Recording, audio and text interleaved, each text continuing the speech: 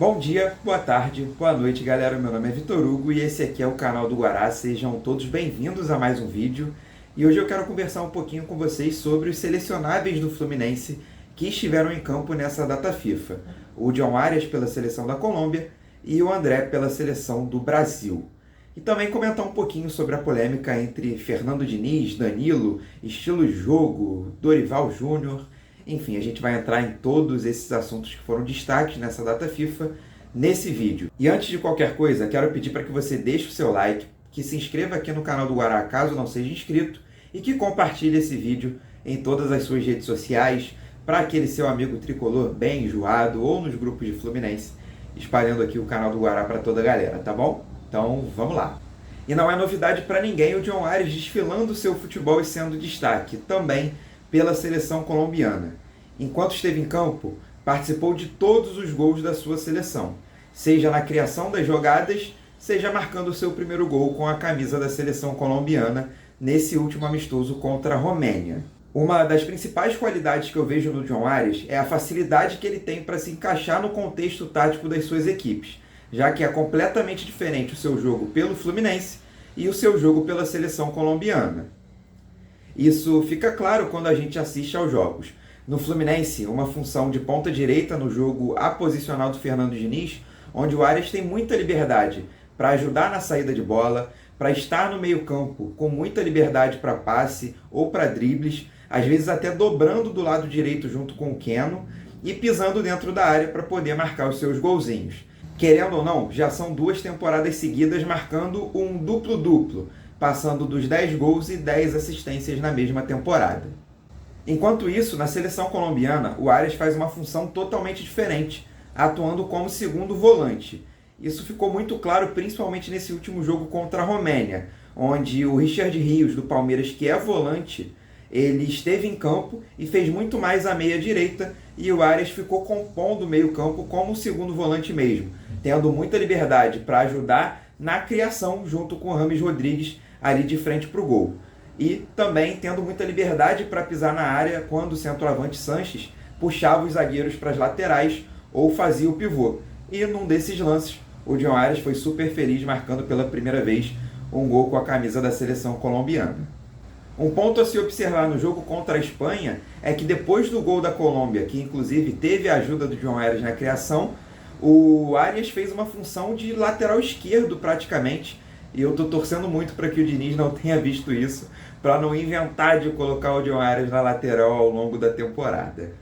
Mas, brincadeiras à parte, o John Arias sai muito mais valorizado dessa data FIFA do que entrou, principalmente tendo em vista o interesse do Sevilha, que vem pipocando nessas últimas semanas, com direito à matéria no jornal Marca da Espanha e um dos seus empresários dizendo numa rádio colombiana. Enquanto o Arias brilhava com a camisa da seleção colombiana, o André só teve 50 minutos em campo nessa data FIFA com a camisa da seleção canarinho. O André entrou no segundo tempo do jogo contra a Espanha para ser solução em um meio-campo esfacelado e completamente dominado pelo time espanhol no primeiro tempo, mas não surtiu tanto efeito assim.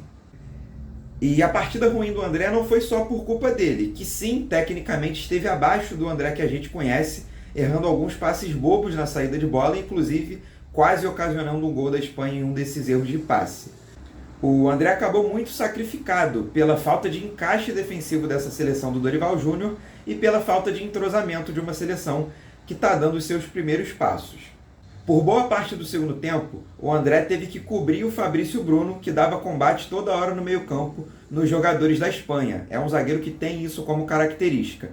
E a partir do momento que o André recuava para poder cobrir esse espaço, o Paquetá ficava completamente perdido no meio-campo e dava muito espaço para a seleção espanhola. Por isso que eu acho que a atuação do André foi tão ruim.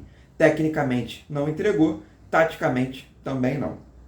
Com a lesão do volante Casemiro, havia uma expectativa para que o André tivesse mais oportunidade nessa data FIFA. Mas o jogador acabou preterido pelo João Gomes, volante do Wolverhampton, que é um homem de confiança do Dorival Júnior. Foi campeão junto com o treinador da Libertadores da América e da Copa do Brasil pelo Flamengo em 2022. O Casemiro é a primeira opção e o capitão da seleção brasileira hoje, e o João Gomes é um homem de confiança do Dorival Júnior.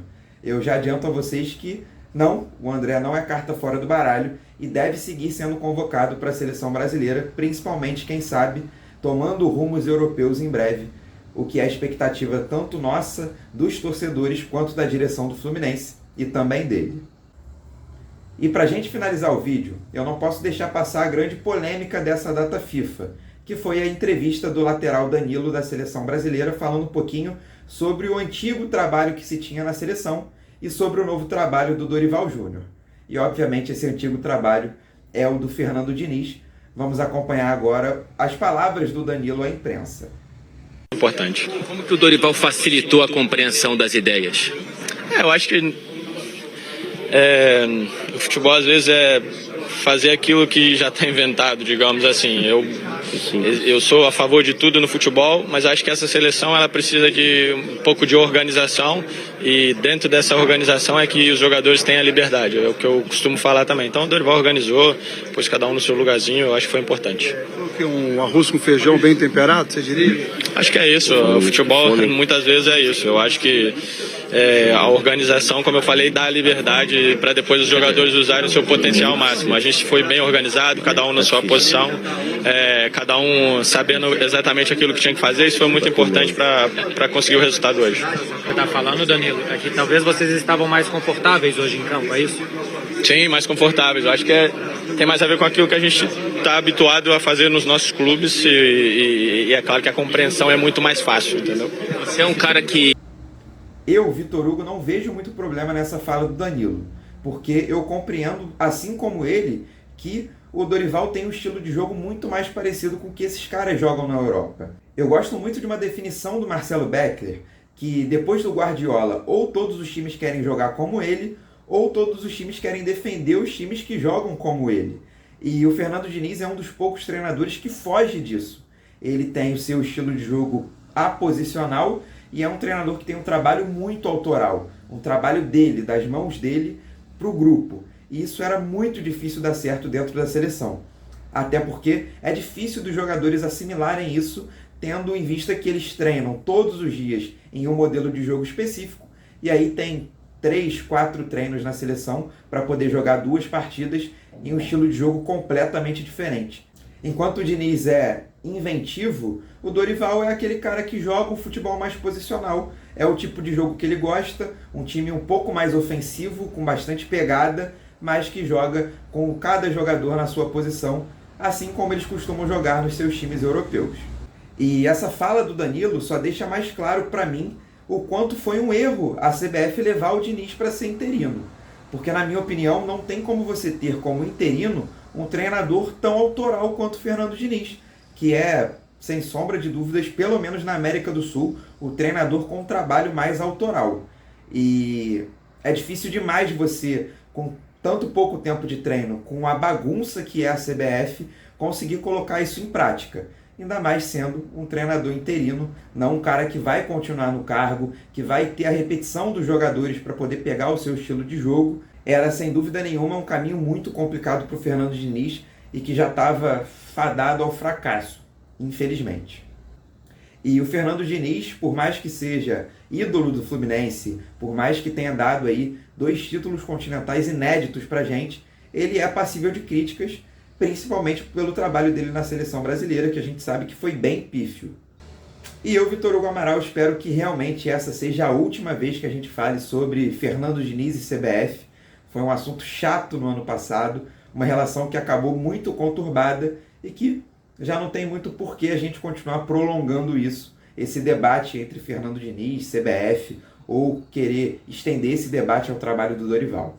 Esse foi mais um vídeo aqui no canal do Guará. Quero agradecer a cada um de vocês que esteve aqui comigo mais uma vez e reiterar para que você deixe o seu like, se inscreva aqui no canal caso não seja inscrito, compartilhe esse vídeo nos grupos de futebol, nos grupos do Fluminense, para aquele seu amigo tricolor, e também pedir para que você deixe aqui nos comentários o que você achou das atuações do John Arias, da atuação da seleção brasileira, da fala do Danilo, se houve algum tipo de desrespeito ao Fernando Diniz ou não.